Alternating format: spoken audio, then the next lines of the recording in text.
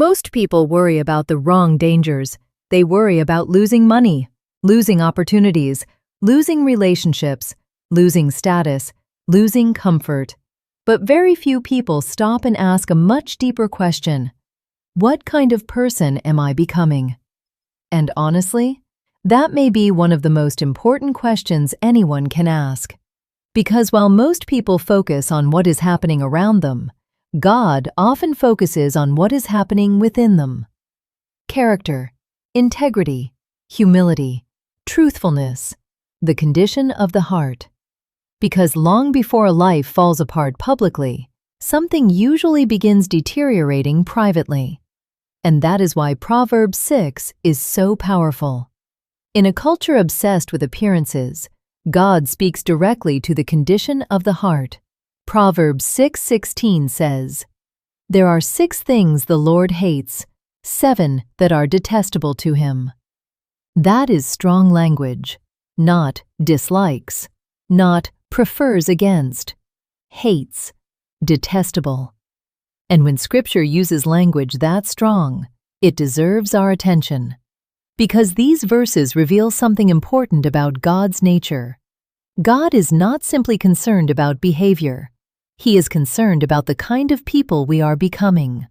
And what follows is a list that surprises many people, not because the sins are shocking, but because many of them seem ordinary, common, even socially acceptable. Yet God sees them differently. Let's walk through them together. Proud eyes. The first thing listed is haughty eyes. In simple terms, pride. Not confidence, not healthy self-respect, pride. The belief that we are somehow above others, better than others, more deserving than others.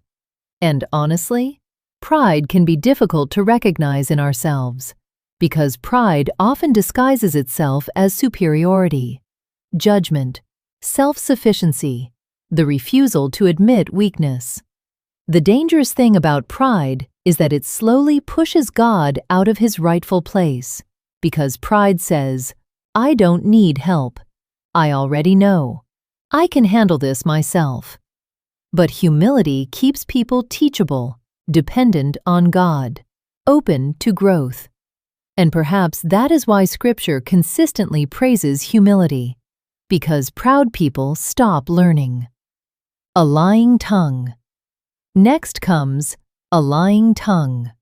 Truth matters to God deeply, because trust cannot exist where truth is absent.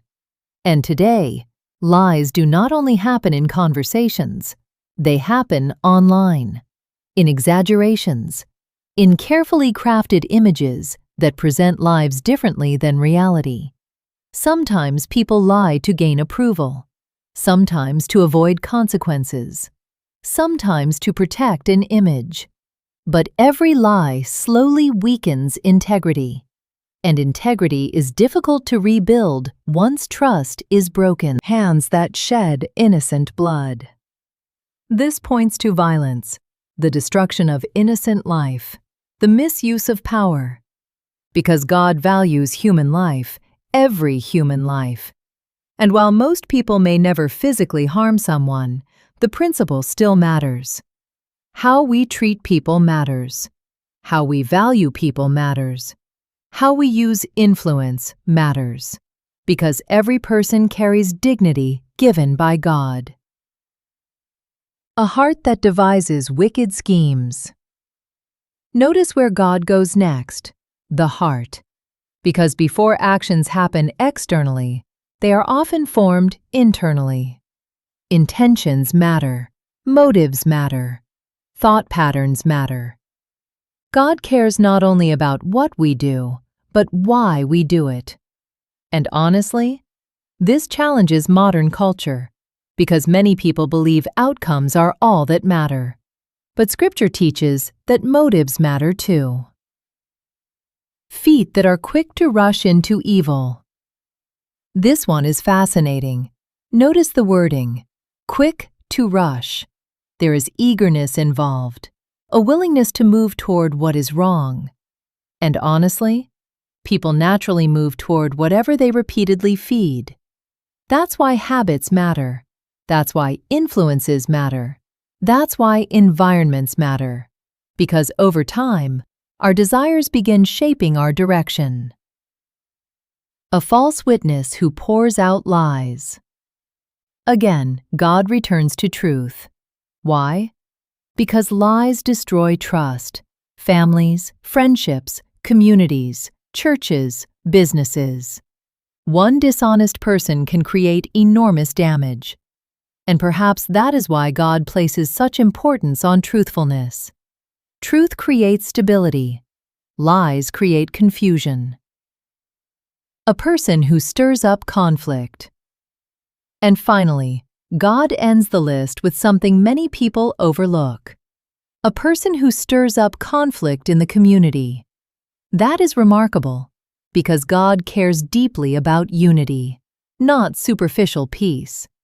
Not pretending problems do not exist, but genuine peace rooted in truth, humility, and love. Some people constantly create division, drama, arguments, suspicion. And over time, those patterns damage everyone around them. God hates division because He loves people, and division destroys what God desires to build. Now step back and look at the list as a whole. Pride, lies, violence, corrupt motives, eagerness toward evil, dishonesty, division. What connects them? They all destroy relationships. Relationships with God, relationships with others, relationships within communities. And honestly, that may be one of the biggest lessons from Proverbs 6. God is not giving us a list of random rules. He is showing us the kinds of attitudes and behaviors that slowly destroy lives. Not instantly, slowly. Just as humility strengthens relationships, pride weakens them. Just as honesty builds trust, dishonesty destroys it. Just as peacemaking brings healing, division brings damage. And perhaps that is why this passage remains so relevant today.